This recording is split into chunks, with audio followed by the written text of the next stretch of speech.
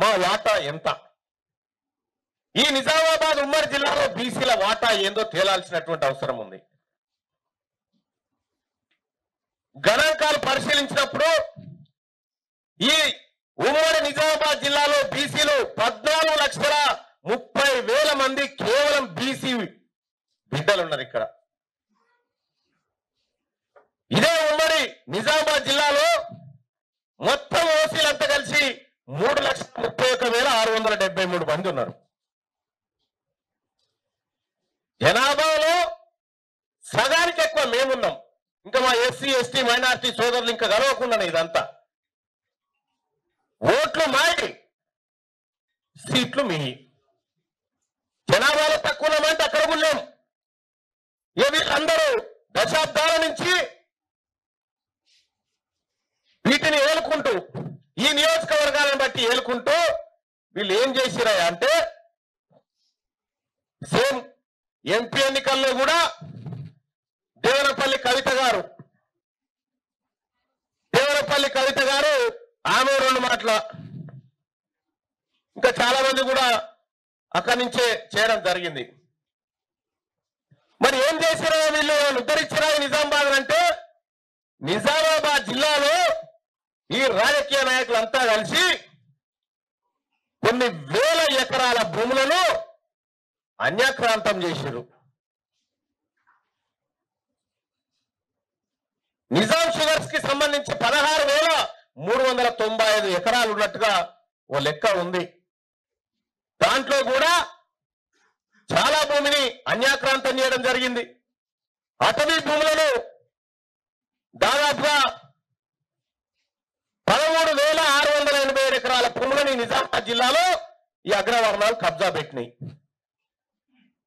అటవీ భూములు కామారెడ్డి జిల్లా విషయానికి వస్తే 27,554 ఎకరాల భూములను కబ్జా పెట్టిన ఈ అగ్రవర్ణాలు. ఇది నిజామాబాద్ జిల్లా ఉమ్మడి నిజామాబాద్ లెక్కలు ఇవన్నీ. దేవాదాయ భూములు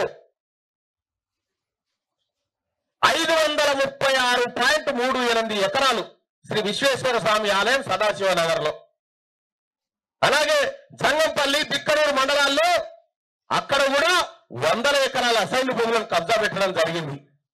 ఈ పాలకులు అధికారాన్ని తమ చేతిలో పెట్టుకొని ఈ రకమైనటువంటి భూములను కబ్జాలు పెట్టడం జరిగింది. ఇంకింతే కాదు, ఇందులో ఏ సర్వే నెంబర్ లో ఎంతెంత ఎక్కడ కబ్జా పెట్టినా కూడా బీసీ చేసి పర్ఫెక్ట్ లెక్కలతోనే ఉంది. ఏ సర్వే నెంబర్ లో ఎంత, ఎవరు, ఎందుకు పెట్టిరు, ఎక్కడ పెట్టిరు, ఏ రోజు పెట్టిరు, ఈ లెక్కలన్నీ కూడా బీసీ జేఏసీ దగ్గర పక్కా ఉన్నాయి. సోదరులారా, నేను ఒక విషయం చెప్పదలుచుకున్నా. ఈ ఉమ్మడి నిజామాబాద్ లో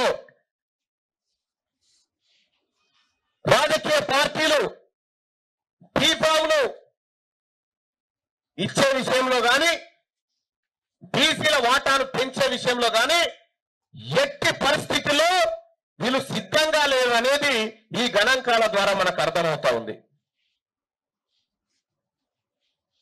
వీళ్ళు టికెట్ ఇయ్యరుగా, వీళ్ళ కింద బానిసల్లాగా పనిచేయాలనేటువంటి వాతావరణాన్ని కల్పిస్తా ఉన్నారు. పోనీ వాళ్ళ దగ్గర ఓట్లున్నాయంటే ఓట్లు లేవు, నోటీసులు లేవు. వాళ్ళ మొత్తం అందరి కలిపితే కూడా 3 లక్షలు దాటలేరు వాళ్ళు. ఆ 3 లక్షలతో గట్టిగా ఒక్క ఎమ్మెల్యే కూడా గెలవడు. మరి ఈ మెజార్టీ ప్రజలైనటువంటి బీసీలకు ఈ ఉమ్మడి నిజామాబాద్ జిల్లాలో తీవ్రమైనటువంటి అన్యాయం, రాజకీయ అన్యాయం జరుగుతూ ఉంటే తెలంగాణ బీసీ జేఏసీగా ఈ ఉమ్మడి నిజామాబాద్ జిల్లాకు సంబంధించి మా సోదరుడు బిసాపూర్ శంకర్ గారి నాయకత్వంలో, ఇక్కడ నిజామాబాద్ జిల్లాలో మా నాయకులందరి నాయకత్వంలో, మన రమేష్ అలాగే మిగతా మిత్రుల నాయకత్వంలో ఇంకా ఇండెప్త్ గా ఎక్కడెక్కడ ఏం జరిగిందో మొత్తం తెలుసుకోవాలని డిసైడ్ అయినాం. దానికోసం మిత్రులారా, ఉమ్మడి నిజామాబాద్ జిల్లాను ఒక ప్రత్యేక దృష్టితో తెలంగాణ బీసీ జేఏసీ చూస్తా ఉంది. ఇక్కడ అగ్రవర్ణాల అరాచకాలు, ఇక్కడ ఈ రాజకీయ పార్టీలు ప్రజల్ని మభ్యపెట్టే విధానాన్ని పరిశీలిస్తున్నాం. కాబట్టి ఈ జిల్లాలో 8 సీట్లుంటే 8కి 8 బీసీలే. రేపు పొద్దుగాల 8 సీట్లుంటే 8కి మంది బీసీలే,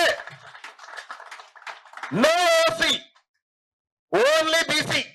ప్రతి జనరల్ స్థానం బీసీలదే. 2028లో మీరు తెచ్చుకుంటారా? మీ పార్టీల టికెట్లు తెచ్చుకోరిగా. రేపు పొద్దున ఈ బీసీ ప్రజలంతా, బీసీ సమాజం అంతా ఒక్కటై